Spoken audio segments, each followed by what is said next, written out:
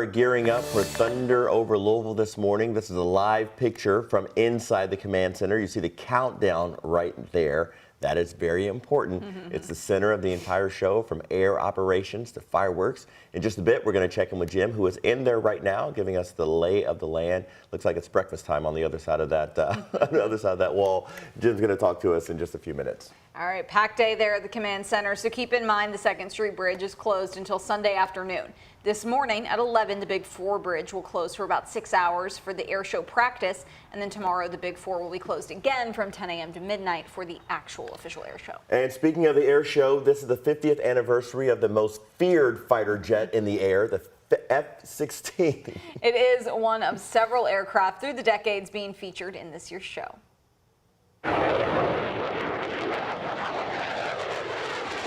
All right, so there it is, that plane flying close to the speed of sound. It's insane. Its pilot says Thunder is unlike any other air show in the country because of how low the planes will fly and all the different ways people will be able to watch.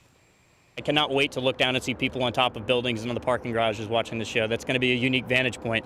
There's not many people that get to see a show in the country. In fact, this will be the only show in the country this year where people are going to be able to actually look down on the demonstration.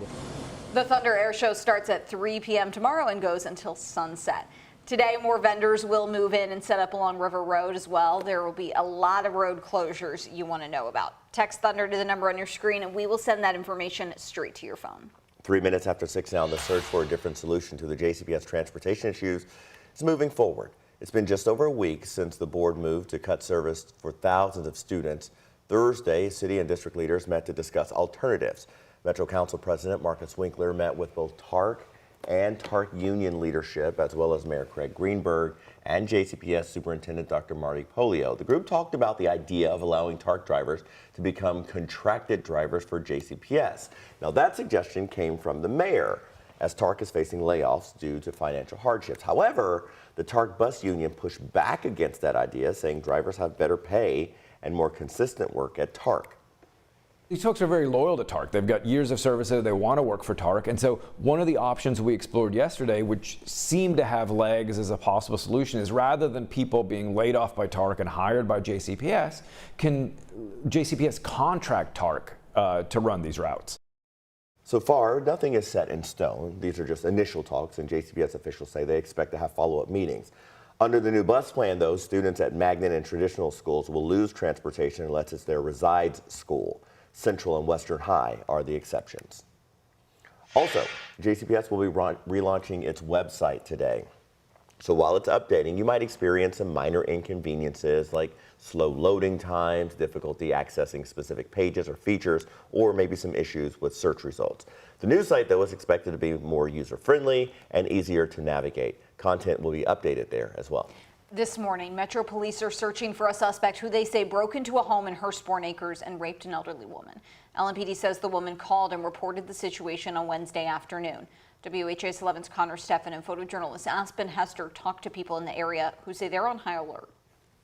The East Louisville neighborhood of Hurstbourne Acres. I love it. It's peaceful. It's always quiet back here. Things are now calm, but homeowners' anxieties are mounting. When that sort of thing happens, it definitely gets your attention. I was just shocked. I didn't think anything back here would happen. Around 2:30 Wednesday, police say a man knocked on an elderly woman's door. When she answered, he pushed her to the ground and raped her before stealing items from her home and running off. Police described the suspect as a 5'10" black man with a thin build, wearing a black shirt and either jeans or blue pants at the time of the incident. Because there's always people out walking or riding their bikes or anything, and then the police car that drives by all the time. As neighbors grapple with an unthinkable tragedy taking place just feet from their doorstep. I don't see any kind of threat. I don't see any looming issues here. They're choosing vigilance, not fear. Because none of us have experienced this sort of thing in this neighborhood before that I know of. We're always cautious about everything all the time, so just keep an eye out. A moment for pause as police continue their search for the suspect. In Louisville, Connor Steffen, WHAS11 on your side.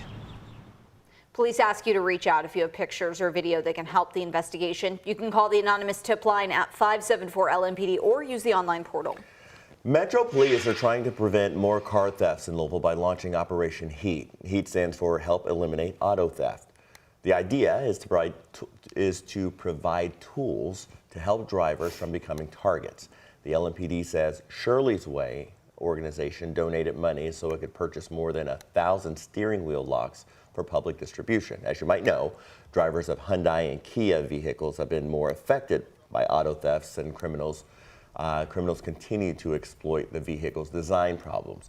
The LMPD says it's had 770 stolen just this year. I would like the community to understand that these stolen vehicles are contributing to other violent crime. They're not just stealing these vehicles for joyrides. They're stealing these vehicles to commit robberies, shootings, robberies of individuals, burglaries. It's directly contributed to violent crime.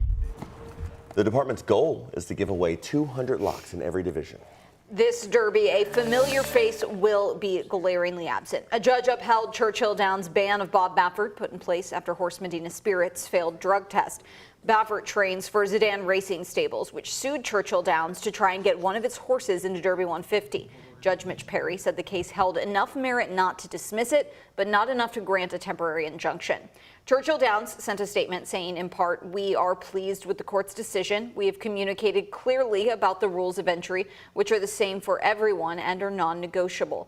Contenders cannot sue their way into the Kentucky Derby." In response, Zidane's stable said it would appeal the ruling on an emergency basis, saying, quote, "The goal of our effort remains to ensure our horse Muth will have a once-in-a-lifetime opportunity to compete in the 150th Run for the Roses on May 4th.